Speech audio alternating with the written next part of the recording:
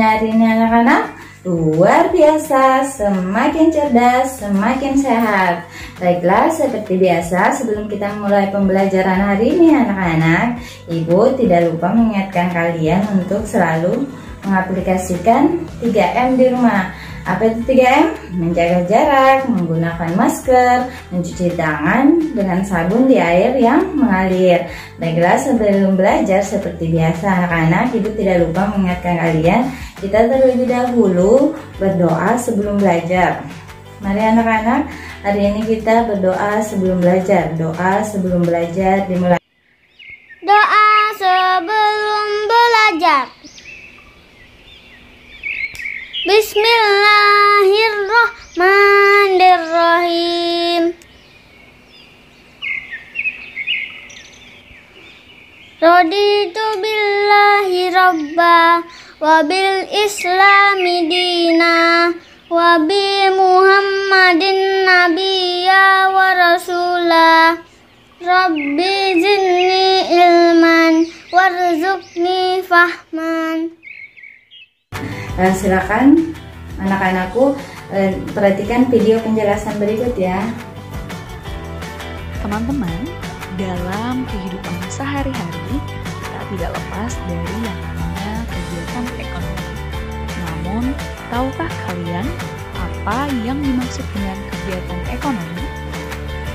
Kegiatan ekonomi adalah kegiatan yang dilakukan untuk memenuhi kebutuhan hidup. Tujuan dari kegiatan ekonomi sendiri adalah sebagai sarana pemenuhan kebutuhan dan menghasilkan keuntungan bagi manusia. Manusia mengenal kegiatan ekonomi sebagai kegiatan produksi, distribusi, dan juga konsumsi. Kegiatan produksi. Kegiatan produksi adalah kegiatan yang bertujuan untuk menghasilkan dan menambah nilai guna dari barang ataupun jasa. Tujuan dari kegiatan produksi adalah menghasilkan barang ataupun jasa yang dapat memenuhi kebutuhan konsumen. Pelaku dari kegiatan produksi disebut dengan produsen.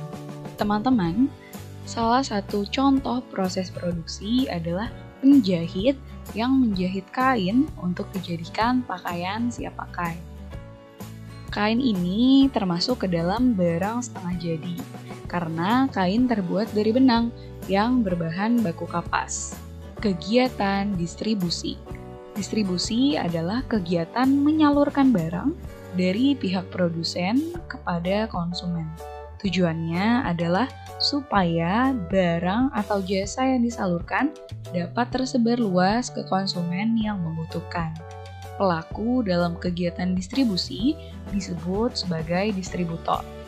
Dalam kegiatan ekonomi, peran distribusi ini sangat penting, sehingga tercapai kesesuaian antara ketersediaan barang dengan kebutuhan konsumen. Pelaku distribusi akan menyalurkan barang produksi dari tempat yang jauh ke berbagai agen atau pengecer di pasar maupun toko-toko. Dengan demikian, barang produksi dapat secara luas tersebar di seluruh wilayah. Kegiatan distribusi mencakup pengangkutan barang, pengemasan barang, penjualan ke pedagang pasar dalam bentuk grosir, pembelian dari produsen, penyimpanan di gudang, standarisasi mutu barang, dan lain sebagainya. Kegiatan konsumsi.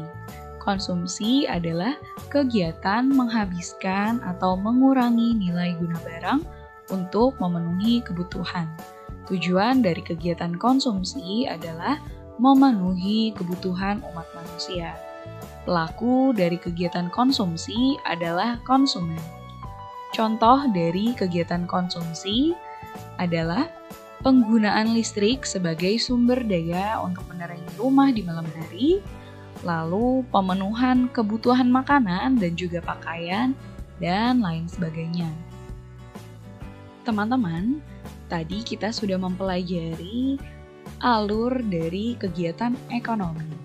Namun, pernahkah teman-teman memikirkan bagaimana alur kegiatan ekonomi dari barang-barang yang kita gunakan sehari-hari? Nah, untuk itu mari teman-teman simak skema kegiatan ekonomi yang sudah Bu Diana buat. Di sini Bu Diana mengambil contohnya adalah teh. Nah, teh ini sebelum kita konsumsi dan kita dapatkan, pertama kali harus ditanam terlebih dahulu. Ditanamnya pastinya di perkebunan oleh petani teh.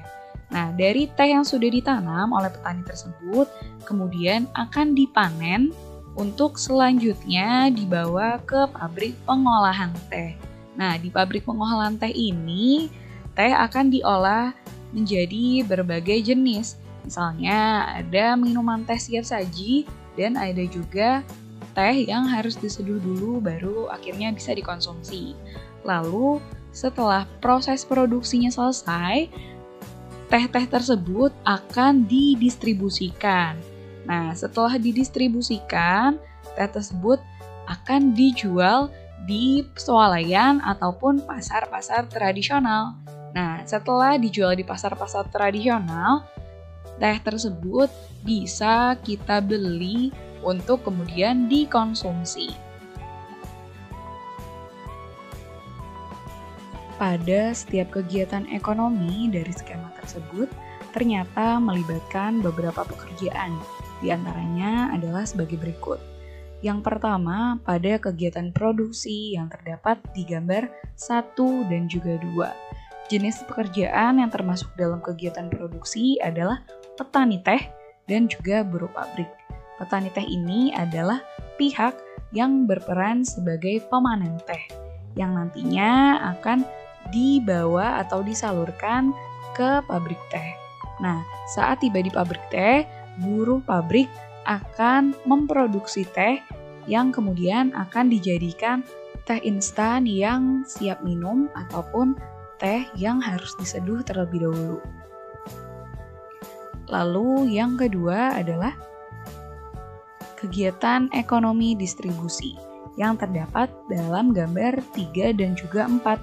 Jenis pekerjaan yang termasuk dalam distribusi adalah distributor teh dan juga pedagang teh.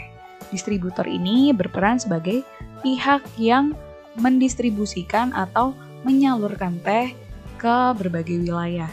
Dan pedagang teh adalah pihak yang bertugas untuk menjual teh ke konsumen. Yang ketiga adalah kegiatan konsumsi yang terdapat pada gambar 5. Jenis pekerjaan yang termasuk kegiatan konsumsi adalah orang yang menyeduh teh untuk diminum atau konsumen. Itulah pembelajaran kita hari ini anak-anak. Sebelum akhir pembelajaran hari ini, Ibu tidak lupa mengingatkan kalian harus tetap rajin belajar. Kalau kalian ingin sukses dan meraih cita-cita kalian, salah satunya kuncinya itu kalian harus rajin belajar di rumah ya anak-anak. Baiklah, sebelum kita mengakhiri pembelajaran hari ini juga, yang paling penting itu kita harus berdoa. Dan kita bersama anak-anak berdoa sesudah belajar. Doa sesudah belajar dimulai. Allahumma inni astaudiuka ma'allamtanihi farduthu ilayya inda hajati wala tansanihi ya rabbal alamin. Baiklah, demikian untuk hari ini anak-anak. Ibu akhiri. Assalamualaikum warahmatullahi wabarakatuh dan